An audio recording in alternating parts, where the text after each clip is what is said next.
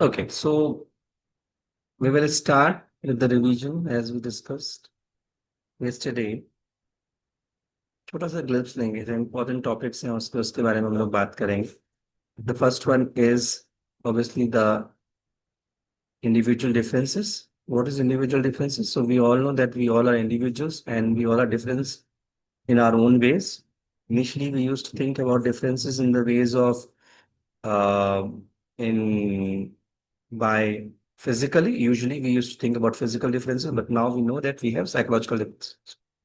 So we all are unique, and that uniqueness is being brought by our characteristics. So distinctive and variations among people's characteristics. What was then what the second word keyword is situationism. Situationism means when our behavior is highly influenced by the situation, situational factors, that is known as situations, which is much more of a result of external factor. Then we studied assessment. Assessment is the basic step for us understanding others. Hanji, any doubt in this one, Nishika? Okay, so assessment is the first step in understanding others. And what do we mean by assessment? Measurement, basic measurement of psychological attributes. That is assessment. So what kind of, there are two ways, formal and informal. Formal means when we go for something that is organized, objective, and standard. That is organized, objective, and organized. That is formal. Then we studied about why we need to do assess. So it helps to predict the future behavior of a person. That's why we need to do assessment. Question आ सकता है कभी कभी. Why assessment of a particular students are how assessment of psychological attributes are helpful for a student because it can help us to know the future behavior for guiding her. ऐसा कर. Then what are the main psychological attributes? Intelligence, aptitude, interest, personality, and values. So intelligence, a global capacity to understand the world, think rationally, and use available resources when faced with challenge. Aptitude, underlying potential of an individual for acquiring skills. Matlab, when they will get proper guidance, when they will get proper training, they can do excel in that field. That is aptitude. Interest, preference of one thing over other. I like cricket. It means I like it more than football. Assessment से क्या help मिलेगा? Career performance अच्छा होगा, work pressure come. Personality, enduring characteristics. Keyword is enduring characteristics of a person that makes him or her different from others. And values are enduring beliefs, हमारे ideal mode of behavior. And assessment method हम कौन सी use करते हैं? Psychological test use करते हैं. Observation, interview, self-report, case study. These are the assessment methods we use. Then we study about this intelligence. What is intelligence? तो दो तीन definitions हैं. Oxford Dictionary की है. Perceiving, learning, understanding and knowing. चार keywords. Oxford says. Perceiving, learning, understanding and Alfred Binet कहते हैं कि ability to judge well, understand well and reason well. तीन कीवर्ड यहाँ आते हैं. Judge well, understand well and reason well.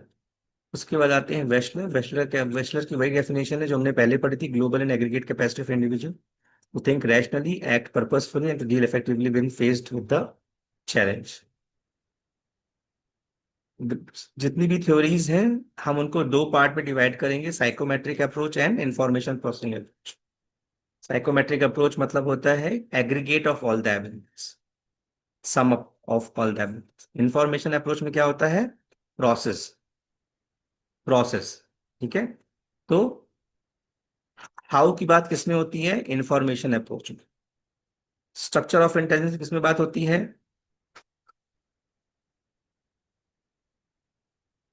Structure of intelligence psychometric. Processing approach again information approach. तो पहले इंसान जिन्होंने सबसे ज्यादा काम किया उनका नाम क्या है? एल्फ्रेड बिने. ठीक है. एल्फ्रेड बिने ने सबसे ज्यादा काम किया है इसमें. And he give the concept of one factor, unifactor. एक स्पेसिफिक फैक्टर होता है and that one specific factor is used for solving all the problems. That is called as Alfred unifactor. Then two factor theory. 1927 Charles Spearman proposed two factor theory. G factor and S factor. G factor is general factor, S factor is specific factor. हम example समझे थे Maruti versus Mercedes.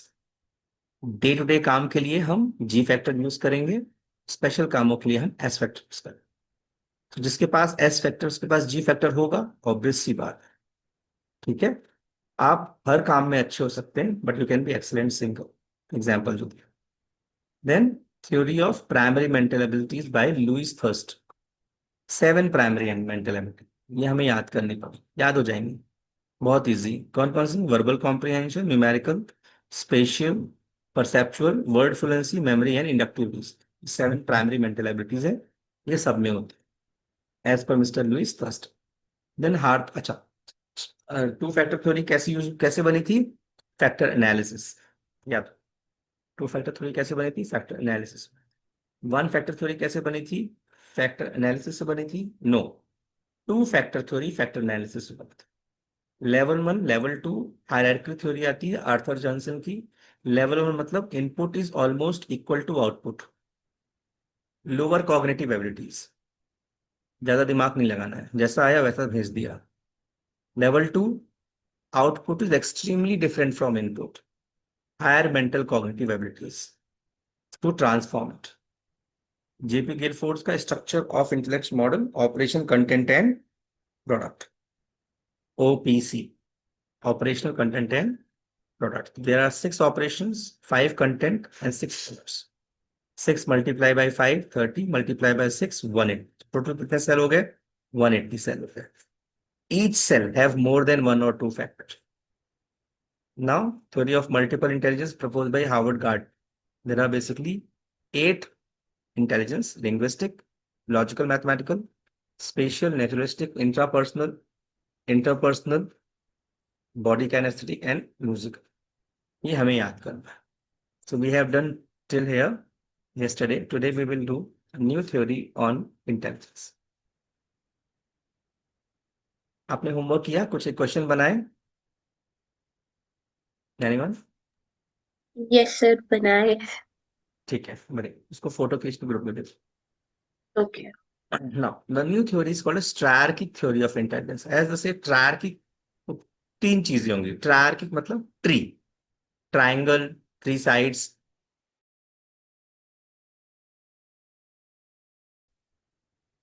He says ability to adapt, to shape and select environment to accomplish one's goal and those of one's society and culture. That is intelligence.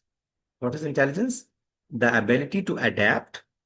आप कहीं गए, you're not, आप किसी से घुल मिल नहीं पा रहे हो, गलत बात। आप जल्दी घुल मिल गए, ability to adapt. To shape, you have that ability to create that aura also. And select, you should able to choose कौन सा environment मेरे लिए अच्छा है, किस चीज के लिए चूज करेंगे। To accomplish your goals and those of one society and culture. तो बेसिकली 3 कंपोनेंशियल होते, 3 बेसिक टाइप ऑफ इंटेलिजेंस होते, कंपोनेंशियल, एक्सपीरियंशियल एंड कंटेक्चुअल। हम तीनों को आराम से समझें क्योंकि इनसे भी क्वेश्चन बनते हैं indirectly. Till now any doubt?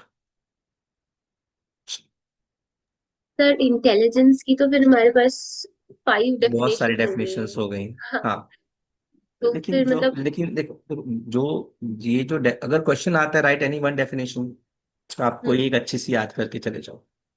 But अगर हम्म। आता है क्वेश्चन आता है कि you have to write the trial theory of intelligence, hmm. तो आपको याद करनी पड़ेगी। ठीक है। तो आपको याद करना, इसलिए मैं सिंपल कर रहा हूँ। कीवर्ड याद हम्म। रखो। क्या है कि इसमें की, अभी तक इसमें किसी में भी ये कीवर्ड नहीं आया था। क्या कीवर्ड है? अडेप्ट, एबिलिटी टू अडेप्ट, पहला वर्ड है।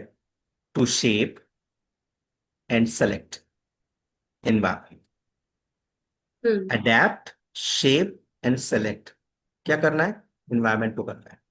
Hmm. Adapt the environment, to shape the environment and select the environment. क्यों करना है? अडेप्ट क्यों करना है, शेप क्यों करना है, सेलेक्ट क्यों करना है? अपने गोल्स को अकम्प्लिश करने, है ना। गोल्स किसने दिए हमें? सोसाइटी ने, culture. Ability to adapt, shape and select, 3 चीजें आएंगी इसमें। क्यों तीन चीजें आ रही हैं? क्योंकि ये ट्रायर्किक है, ऐसे लिंक कर सकते हैं आप।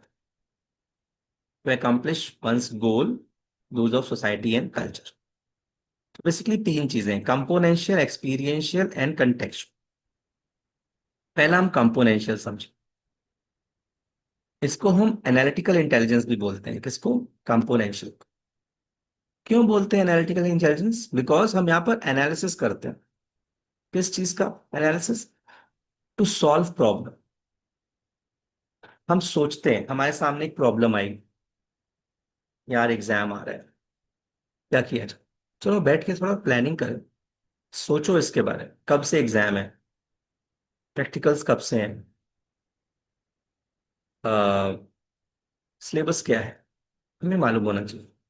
तो कंपोनेंशियल और analytical intelligence is the analysis of information to solve problem. जो जो इंफॉर्मेशन है मेरे पास, उसके एनालिसिस करना है। क्यों करना है? To solve problem. Now, persons high on this ability think analytically and critically and succeed in it। जिनके पास ये होता है तो वो क्या होते हैं? जाहिर सी बात है, they are able to think analytically, critically and succeed in schools. अब इसके भी तीन फीचर्स हैं। This intelligence has three components. इसके भी तीन, एनालिसिस तो करना है ना, बट एनालिसिस के भी थ्री थ्री फीचर्स। पहला क्या है? Knowledge acquisition. First is knowledge acquisition. सबसे पहले नॉलेज लो। Give me S.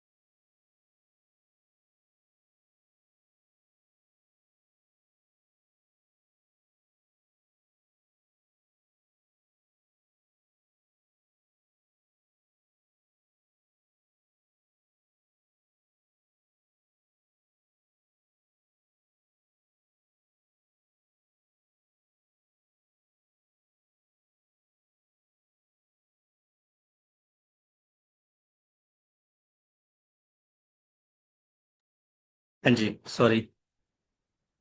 Okay, so componential intelligence itself got three part. तो फर्स्ट इज नॉलेज एक्विजिशन। सबसे पहले हम क्या करेंगे?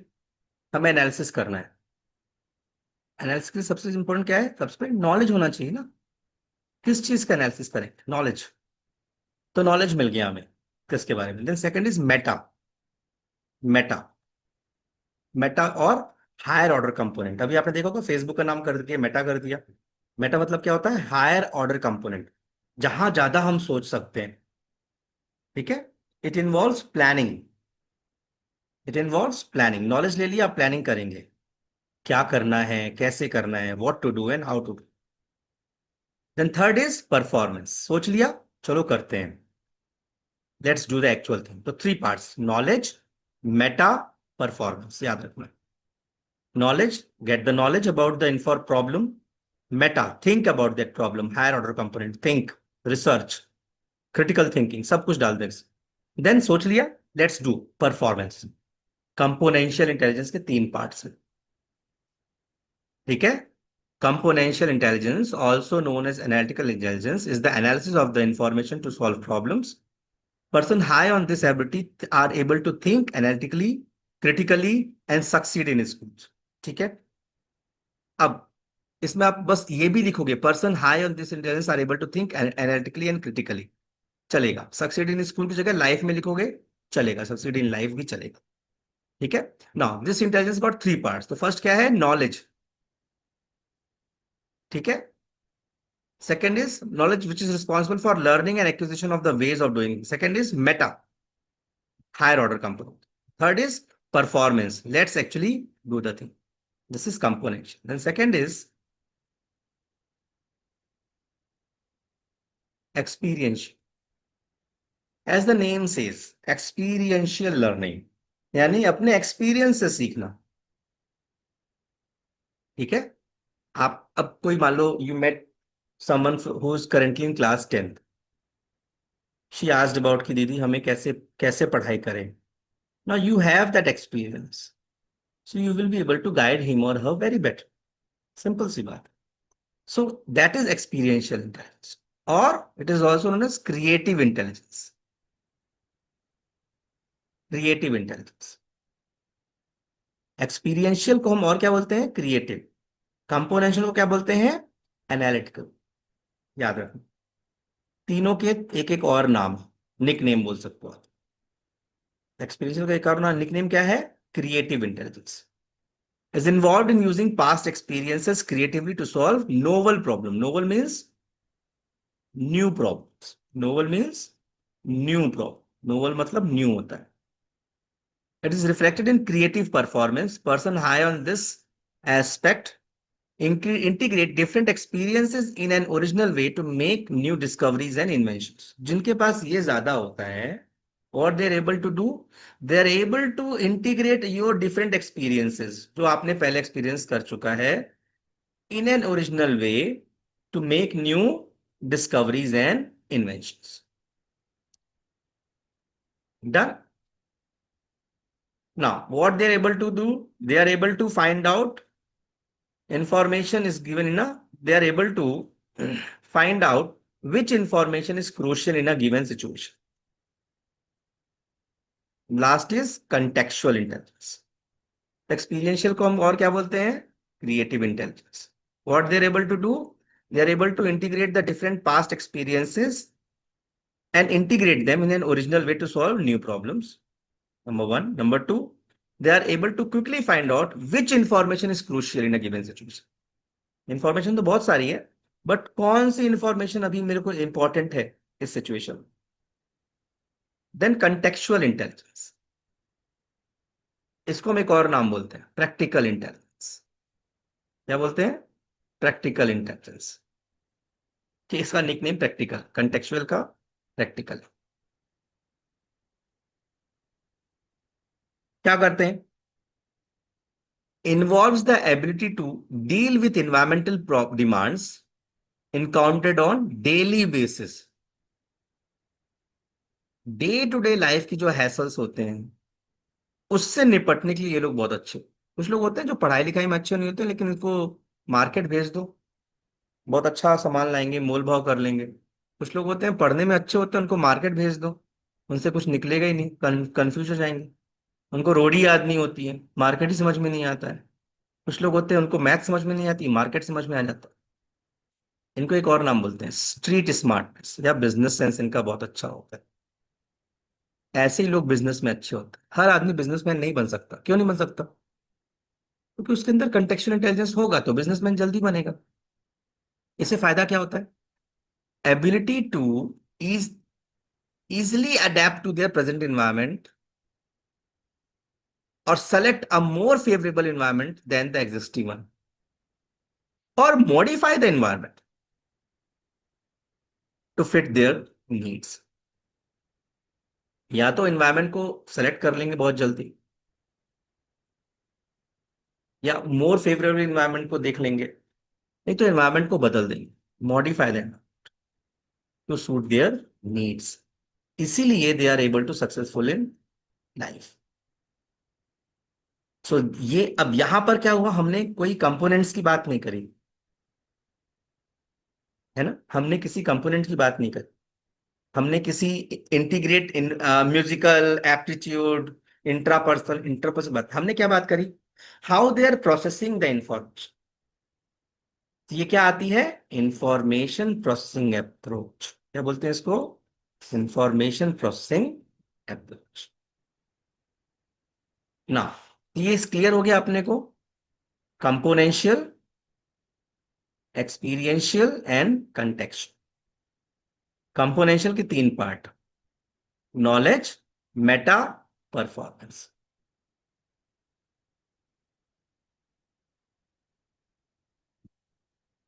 Now PASS model, JP Guilford's, JP Guilford sorry, JP Das, Jack Naglieri and Kirby की PASS model, PASS, pass model.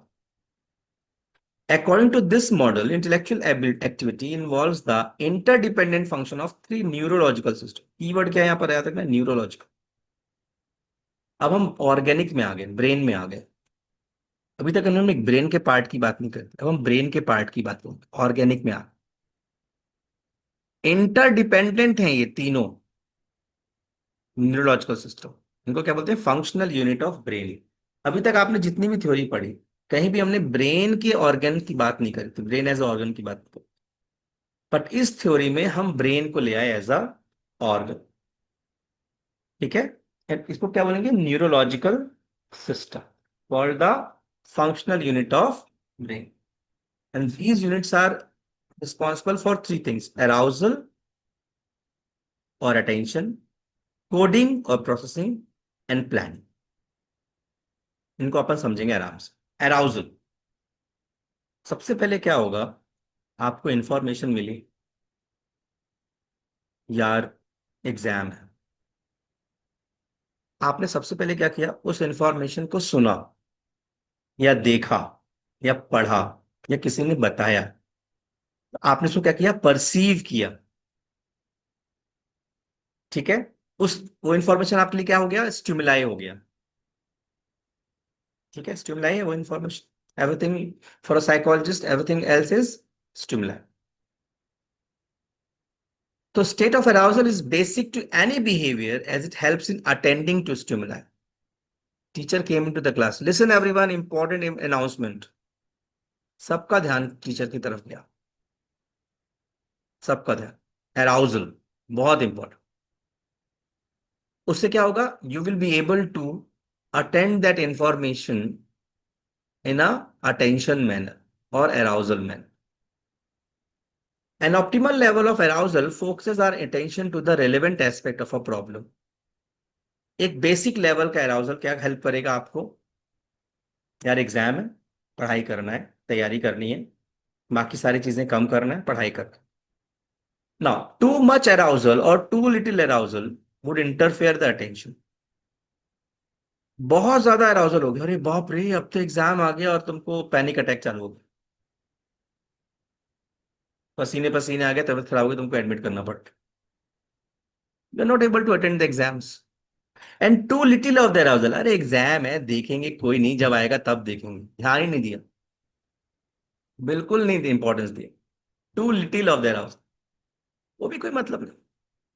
So too much or too little of the arousal would interfere the attention process. Now, arousal forces you to focus your attention on attending the problem. Yeah, this is called as arousal. So it is a basic thing. It helps to attend the stimuli enables the person to process information. Number three word is third line is optimal level of arousal helps us to focus on the relevant aspect of the problem.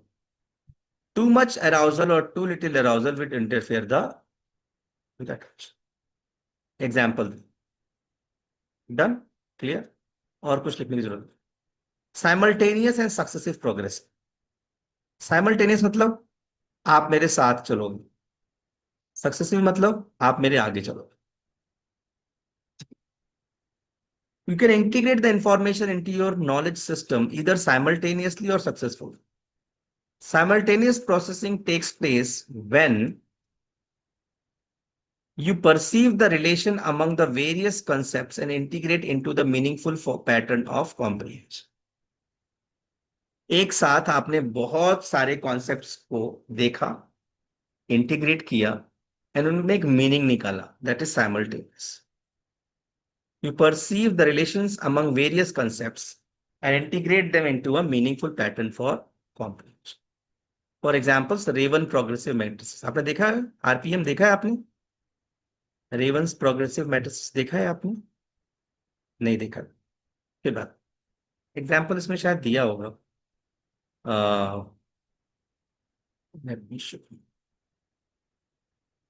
इसी chapter में होना चाहिए.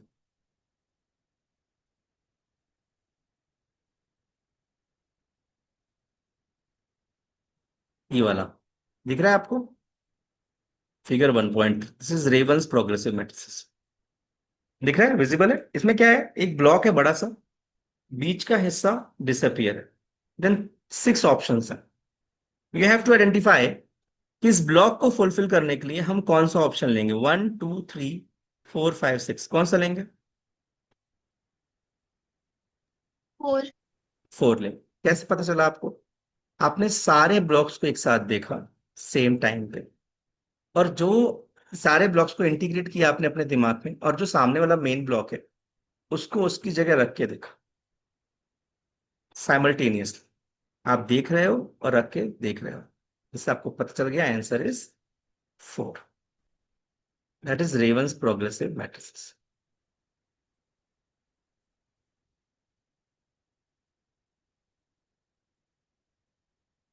ठीक है ना? तो ये simultaneous होता है. सक्सेसिव क्या होता है? अच्छा, simultaneous processing helps you to grasping the meaning and relation among the given abstract figure. वही जो अपने बात होगी. Helps you to grasp the meaning and relationship between the given abstract figures. Now, what is successive? Successive takes place when you remember all the information serially so that you can recall to the one lead to the recall of another. Alphabets, multiplication, 2 2s are 4, 2 3s are 6, successive. ये successive है. इसके बाद क्या आएगा? इसके बाद क्या आएगा? ये successive है. 1 2 3 4 5 6 ये successive है. आपको सोते भी कोई बोलेगा 4 के बाद क्या आएगा, आप बोलोगे 5 आएगा. सक्सेसिव. तो दो तरह से आप पैटर्न करते हैं, तो सक्सेसिव या तो साइमल्टेनियस. क्लियर? पहला क्या था? अराउजल. अच्छा, उसमें तीन, अराउजल में 3 कीवर्ड क्या, 3 इंपॉर्टेंट लाइन क्या थे अपने? Basic. Arousal is basic for any behaviour as it attends to, helps in attending to stimuli. Second क्या है? enables the person to process information. Third क्या है? optimal level of arousal is relevant. Too much arousal, too little arousal will hinders your attention. Second क्या है? Simultaneous and successive. Simultaneous मतलब साथ में करना, साथ में करना, दैट इज साइमल्टेनियस. मीनिंग को ग्रैस्प करना साथ में. Grasping the meaning and relationship between the given abstract field. Successive क्या है? सीरियल ऑर्डर में याद कर. When you remember the information serially so that you can recall to one leads to the recall of another. The next is planning. Planning is an essential feature of intelligence. After the information is attended, आपने सबसे पहले क्या किया? Information को attend किया, then process किया, then planning आती है. इससे क्या होता है? पहले आएगा अराउजल, अटेंशन, देन प्रोसेस, तो simultaneous and successive, the third आएगा प्लानिंग, पी। ऑल्दो पास का पी या लास्ट में आता है, बट यहां पर लास्ट में लिखा हुआ, ठीक है। PASS होता है, बट होता सबसे पहले ए है, देन एस है, साइमल्टेनियस सक्सेसिव, देन पी आता है। It allows us to think to the problem, courses of the action, implement them to reach a target and evaluate their effectiveness. तीन चीजें। It allows us to think of the problem. सबसे पहले आप problem को think करो। Think of the problem, possible courses of action, क्या क्या action ले सकते हैं हम, एग्जाम आ गया, आप क्या क्या एक्शन ले सकते हैं। देन आपने उसको इम्प्लीमेंट किया अपने एक्शंस को। देन आपने देखा कि ये मैंने जो एक्शन लिया है, इज इट वर्थफुल और नॉट। क्लियर हुआ भव्या, निशिका, क्लियर? पहले क्या करोगे? Yes, yes, sir. It will Think allow of it. us to think of the possible course of action. What are the possible courses of action I can take? ठीक है, these are the actions. Then implement of these actions. Let's take these actions. Then evaluate these actions are good enough or not. If not, then modify to suit the requirement of the task. For example, to take the test scheduled by your teacher, you would have to set goals, plan a timetable to study, get clarification in case of problems. And if you are not able to tackle the chapters assigned to the test, you have to think of another ways. या तो और पढ़ना पड़ेगा, या तो दोस्तों के साथ बात करनी पड़ेगी. So these past processes operates on a knowledge base developed by either formally or informally. ये नॉलेज हम कहाँ से मिलेंगे? या तो फॉर्मली मिलेंगे, फॉर्म मतलब रीडिंग राइटिंग से मिलेगा, या तो हमको एनवायरमेंट से मिलेगा। And these process are very interactive and dynamic in nature, yet each has its own distinctive function. तीनों बहुत डायनेमिक नेचर में हैं, इंटरडिपेंडेंट हैं, पर तीनों अलग अलग है। तो इन्होंने एक टेस्ट भी बनाया था, intelligence test called as CAS, cognitive assessment system, ठीक है। Now individual differences in intelligence, ये हमारी थ्योरीज यहां पर खत्म हुई। This model represent again the information processing approach to intelligence. All the theories has been done. एक बार जल्दी से रिवीजन कर लेते। Albert Binet, unifactor theory. Charles Spearman, two factor theory. Louis Thurstone, seven factor theory, seven primary mental abilities. Arthur Jensen, level 1 level 2 hierarchical model, ठीक है। फिर कौन आया था बीच में? एक और था ना, JP Guilford, JP Guilford. Sir क्या था? Structure of Intellect Model, हाँ, तीन। Operation, OPC, Operation, Content and Product. Product. कितने ऑपरेशन होते हैं? 6। 6, कंटेंट कितने होते हैं? 5। 5, प्रोडक्ट कितने होते हैं? 6। तो 6. 6 multiply by 5 multiply by 6, 180 unit cells, and each cells are reflecting Expected 2 these, or 1 or more twin factors. हाँ, दीज फैक्टर्स। उसके बाद कौन था? Howard Gardner, how many? Multiple intelligence theory. Multiple intelligence theory of Harvard Gardner. How many are there? 8। 8. After him, Triarchic Triarchy theory. Who gave that? Robert Robert Sternberg, Sternberg. Sternberg. Triarchic में क्या कौन कौन से हैं? Componential, Experiential, Experiential and contextual. ठीक। Componential को 3 parts बताइए। Componential 3 parts. Knowledge acquisition. Meta, Meta, and then performance. Performance. Yes, perform, meta is basically planning concerning high order thinking related to the problem. ठीक। Then after that componential is experiential, Yes, ठीक है। After experiential is contextual. contextual, also known as Street smart or business Street smart. smartness. Businessman. practical, Practical intelligence, Okay. also known as practical intelligence. Acha, this experiential learning is also known as Creative, creative.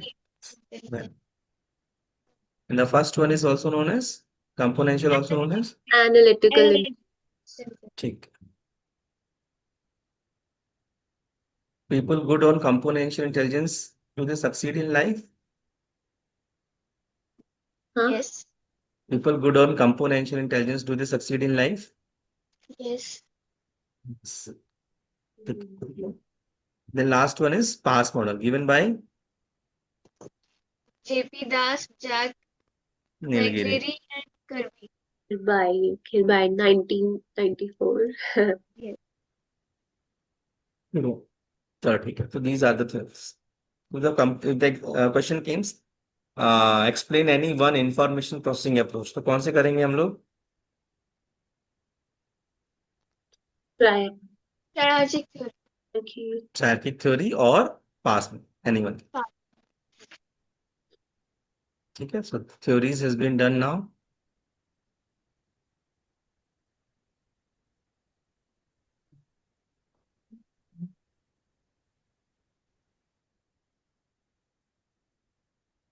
One important question usually comes that explain how nature and nurture play an important role in intelligence. Nature, the evidence for hereditary influence on intelligence comes mainly from studies on twins and adopted children. The intelligence of identical twins reared together correlate almost 0.90. Twins separated in childhood also show considerable similarity in their intelligence, intellectual personality, and behavioral characteristics. The intelligence of identical twins reared in different environments correlate to 0.72. To those of fraternal twins reared together correlate almost 0.60. And those of brothers and sisters reared together almost 0.50. While siblings reared apart correlate about 0.25.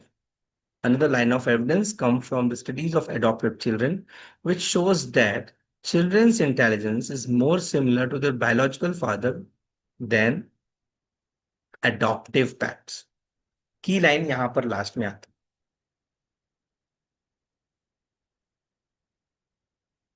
the children's intelligence is more similar to their biological father rather than the adoptive parents. ठीक है. इसका मतलब क्या होगा? इसका simple से ये मतलब हुआ कि if your father is of higher intelligence, chances हैं कि आपकी इंटेलिजेंस भी ज्यादा होगी, फादर और mother. Now, does environment play any role?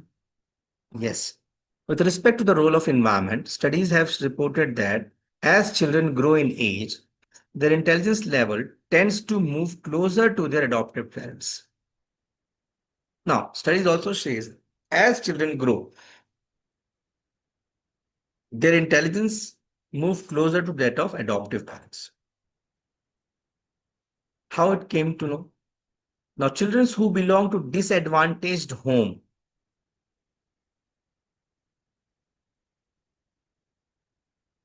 into families when they go on with higher socioeconomic status exhibits an increase in their intelligence. Suppose a children was there, he was brought up in a poor family, but later on adopted by a rich family where they have like good socioeconomic status. Their intelligence level also increases. Children's intelligence level also increases. Now, there is evidence that environment deprivation lowers the intelligence, while rich nutrition, good family background, and quality schooling increases the intelligence. याद रखें. अगर family में थोड़ा सा issues हैं, then chances है कि IQ लो हो जाए.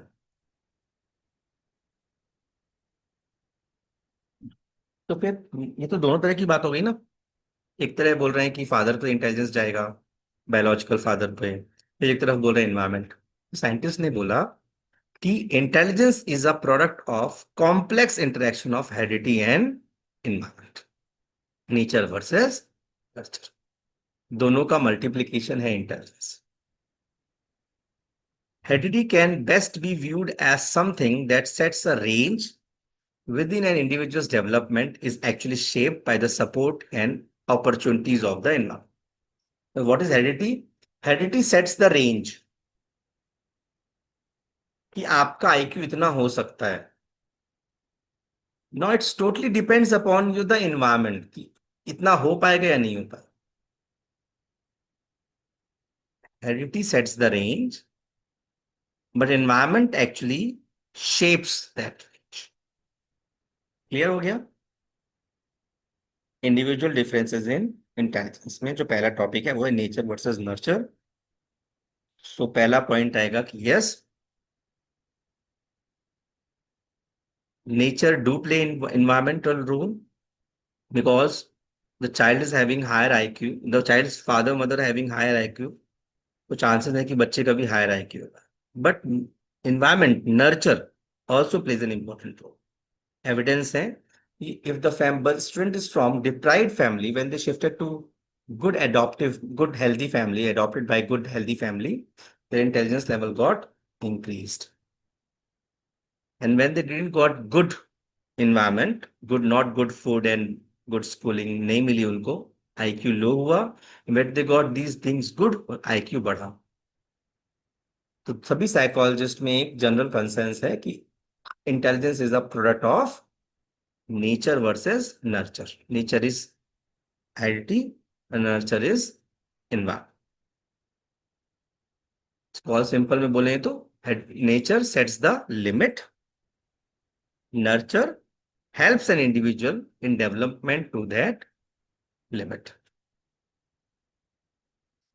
Now, second is assessment. Measure करना पड़ेगा. असेसमेंट का जो सबसे पहला कॉन्सेप्ट दिया था वो एल्फ्रेड बिनेट ने दिया था एंड थियोडोर साइमन ने दिया था. दो लोग आ गए, Alfred beneath and Theodore Simon made their first successful attempt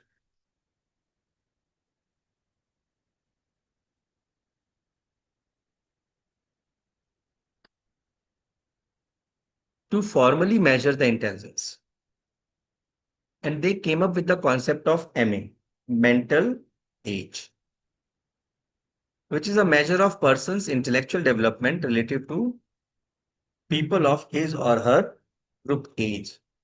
mental age मतलब होता है एक आदमी का measure of intelligence relative to उस एज के अलग लोगों का. इसको अपन सिंपल वर्ड में बताता हूं. सपोज एक बच्चा है और 5 साल का, एग्जाम्पल ले रहा हूं मैं, ठीक है. एंड 5 साल का बच्चा अच्छे से दौड़ लेता है, चल लेता है, पिक कर लेता है चीजों को, अंडरस्टैंड कर लेता है और बातें भी कर लेता है. ये अधिकतर बच्चे ऐसा कर लेते हैं, मैक्सिमम बच्चे. तो हमने इसको एक बेंच मार्क बनाया कि 5 साल का ये बेंच मार्क. 6 साल का बच्चा अपना बटन लगा लेता है, एग्जाम्पल. 8 साल का बच्चा अपना शू लेस बांध लेता है. 11-12 साल का बच्चा टेबल याद कर लेता है. 13-14 की एज में फ्रैक्शन इंटीजर्स आ जाते हैं, बायोलॉजी समझ लेता है, जेंडर डिफरेंस समझ में आ जाता है 13-14 में बच्चों को कि ये लड़का है ये लड़की है.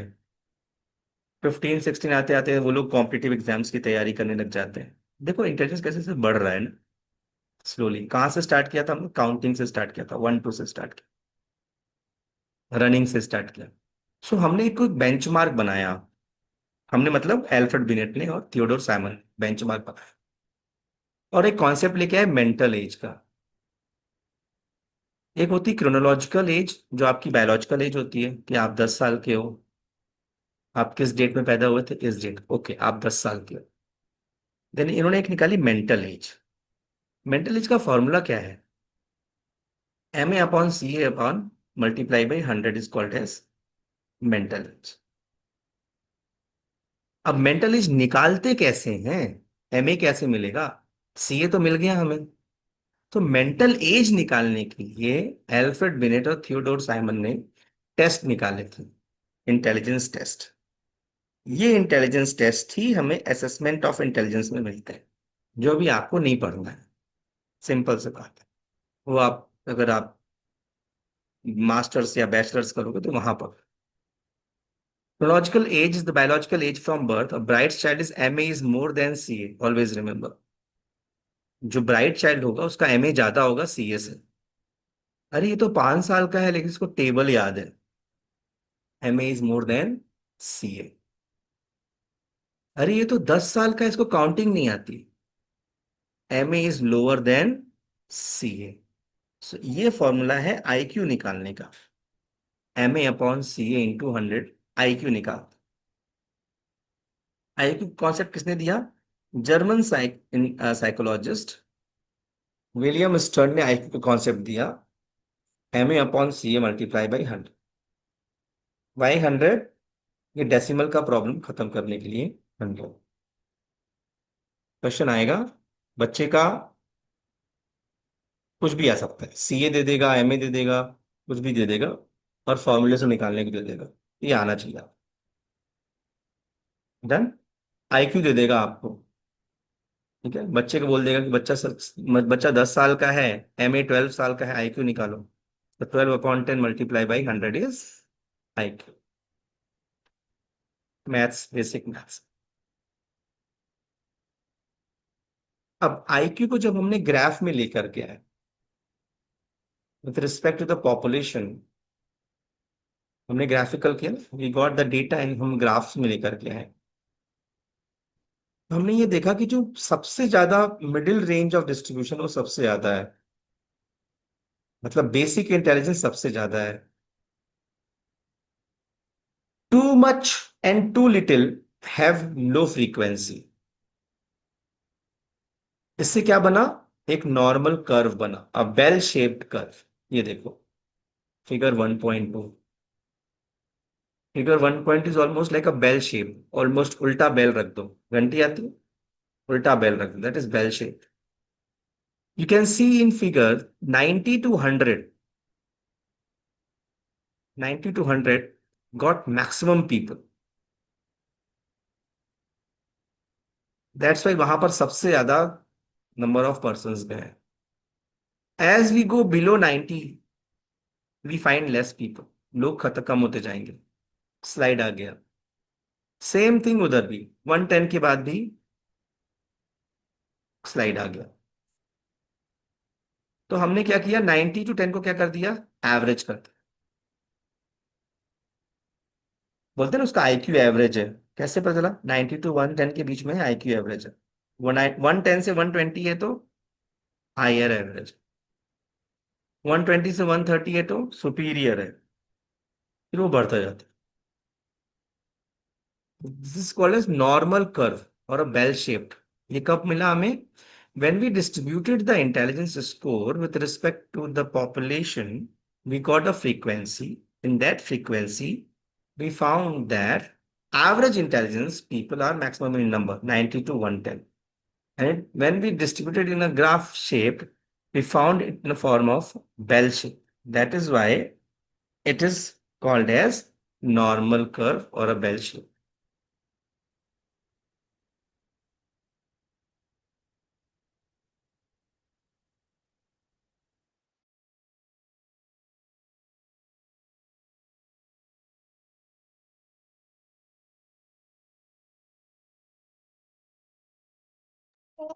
मैं पढ़ाई कर, आप जाओ।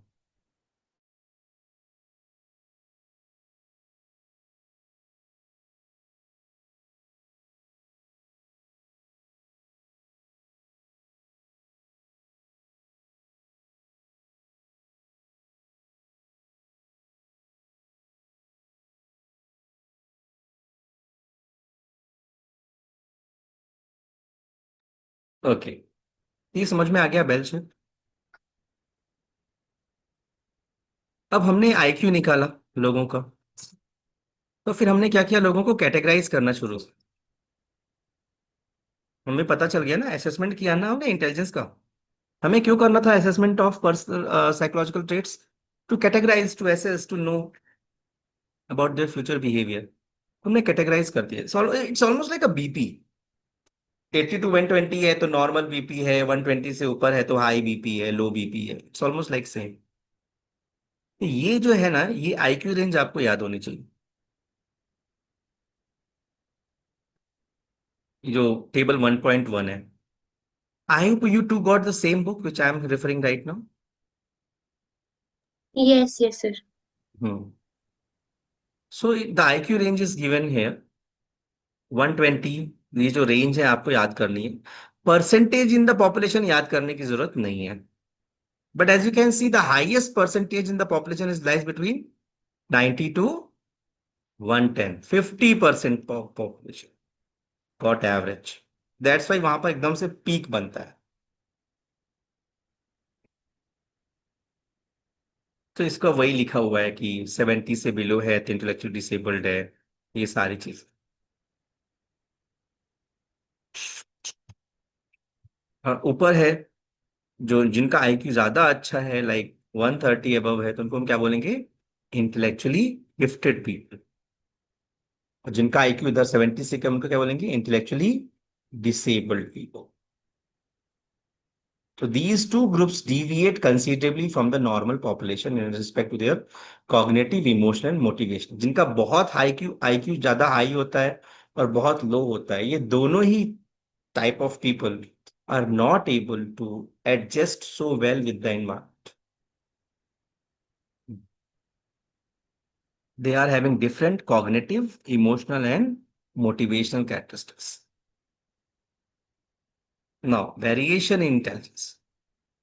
As I said, on the one hand, we are having gifted and creative person, as we discussed briefly earlier. On the other hand, there are children who face enormous difficulty in learning a simple skills also. 1 2 3 भी उनको समझ में नहीं आएगा। So इनको हम बोलते हैं intellectually disabled. American Association on Mental Health (AAMD) views intellectual disability as the significantly sub-average general intellectual functioning existing co-current with deficit in adaptive behavior and manifest during the development period. Significantly sub-average, below average, general intellectual functioning existing co-currently with deficit in adaptive behavior. They are not able to adapt well with the environment. At the same time, they are not able to show the good intelligence. When it got manifested? During the development period. While they were developing as a growing up, at that time only it all happened. Reasons? बाद के chapter. ठीक है? Now, first, in order to judge as intellectually disabled, the person must show significantly sub-average intellectual function. जो मैंने आपको बताया, मतलब उनका IQ कितना होना चाहिए? बिलो 70। बिलो 70। सेकेंड लाइन क्या है? Deficit in adaptive behaviour means what? Adaptive behavior refers to a person's capacity to be independent and deal effectively with one environment. अपने शूल तक नहीं बांध पाएंगे, अपने से खाना भी नहीं खा पाते कई बार। देन लास्ट क्या है? During the development period, during the age of 0 to 18 years of age, हमारा जो ब्रेन है ना वो 18 साल की उम्र तक बढ़ता है, उसके बाद ब्रेन डेवलप नहीं होता। If you are 18, times up. If you are below 18, बादाम खाओ जितने खा सकते हो। You never know it works. ठीक है? तो तीन चीजें थी, क्या क्या था? Deficit, significantly low intelligence, below 70 हो गया। Deficit in adaptive behaviour, independent नहीं हो पाते। एंड डेवलपमेंट पीरियड में पता चल जाता है 0 to 8। Individuals who are categorized as having intellectual disability show significant variation in their abilities, ranging from those who can be taught to work and function with special attention. So there is a range of people. Range of people, there are people जिनको हम कुछ काम धंधा सिखा सकते हैं, atleast weaving and basic work दे सकते हैं, so that they can survive. Because बड़ा भी तो होना है एट द एक, कब तक मॉम डैड पाल के रखेंगे? बड़ा भी तो होना है। देन देर आर पीपल जिनका हम कुछ नहीं कर सकते, so we try to categorise these people. You have learned earlier that the IQ score in the population is 100. These figures are used to understand and categorize intellectual disability. Now, हमने क्या बोला? Intellectually disabled are below 70. अब हम उसको भी categorise करेंगे, यानी 50 to 70 are mild, then moderate, then severe and last one is profound. Mild, moderate, severe and profound, ये you have to learn these things. Mild, moderate, severe and profound,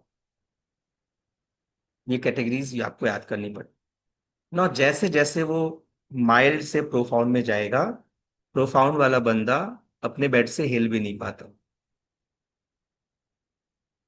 ठीक है, उसको सूसू पॉटी नहाना वाना सब कुछ बेड में करना पड़ता है, even at the age of 18, 16, 17. So although the development of people with mild disabilities is typically slower than that of their peers, they can function quite independent and hold families and jobs. Mild वाले 55 to 70 वाले जो होते हैं, although their development is not so high, but at least they can have some job, basic job, and hold a family. But as if it goes down to moderate disability, their language and motor skills also lack. अब वो job नहीं कर सकते, तो उनको हम क्या सिखाते हैं? सेल्फ केयर सिखाते हैं, simple and social communication skill सिखाते हैं. एटलीस्ट नहा सकें अपने से, ब्रश कर सकें अपने से. ये अब जॉब तो नहीं कर सकता, एटलीस्ट इतना तो कर सके कि नहा सके, अपना सेल्फ केयर कर सके. They need to have moderate degree of supervision in everyday task. ना इससे भी जो लोग होते हैं with profound and severe disability are incapable of managing life and needs constant care for their entire lifes. पूरी लाइफ इनको हमें केयर करनी पड़ती है. तो ये हो गया below side. Now let's go to the above side, that's intellectual giftedness. above 130 जो लोग होते हैं, Lewis Terman followed the life of about 1500 children with IQ of 130 and above, examine how intelligence was related to the occupational success in life and life adjustment. Although the term talent and giftedness are often used interchangeably, they mean different things. Then what is giftedness? Exceptional general ability to show ability shown in superior performance in a wide variety of areas. That is giftedness. The person who is gifted, he will be very good in all the field. मारने में भी अच्छा होगा, पढ़ने में भी अच्छा होगा, भागने में भी अच्छा होगा, कुकिंग में भी अच्छा होगा, सब में अच्छा होगा. उसको हम बोलेंगे gifted. Talent is a narrower term and refers to remarkable ability in a particular field, specific field. Talented बंदा किसी एक फील्ड में अच्छा हो, याद रखना. The highly talented are sometimes called as prodigies. पूछेंगे ना prodigies नाम से, prodigies. Highly talented हो, gifted वन तो सब में अच्छे हो. It has been suggested by psychologists that giftedness from the teacher's point of view depend on the combination of high ability, high creativity and high commitment. तीन चीज high होना चाहिए. अब गिफ्टेडनेस के जो साइन है ना, जो वो आपको बचपन से ही मिल जाते हैं. अपन लोग कहावत है ना कि क्या बोलते हैं, पूत के पालने में ही समझ में आता है. पालने में जब बच्चा रहता है तभी समझ आता है कि अरे इंटेलिजेंट होगा. जो कोई कहावत है. So बचपन से ही they are able to show the higher intelligence, attention span, good recognition, memory, preferences for new sensitivity and environmental change in early appearance in language skill. जल्दी बोलना सीख जाएंगे, हर चीज में जल्दी अच्छा करेंगे. ठीक है. To equate giftedness with brilliant academics is not correct. Again giftedness का बच्चा क्या हमेशा एकेडमिक्स में अच्छा होगा? It's not necessary. It's not necessary. Athletes who show superior psychomotor ability are also gifted. Now, each gifted student possesses different strength per personalities and characteristics. वो क्या है? बेसिक बेसिक सभी.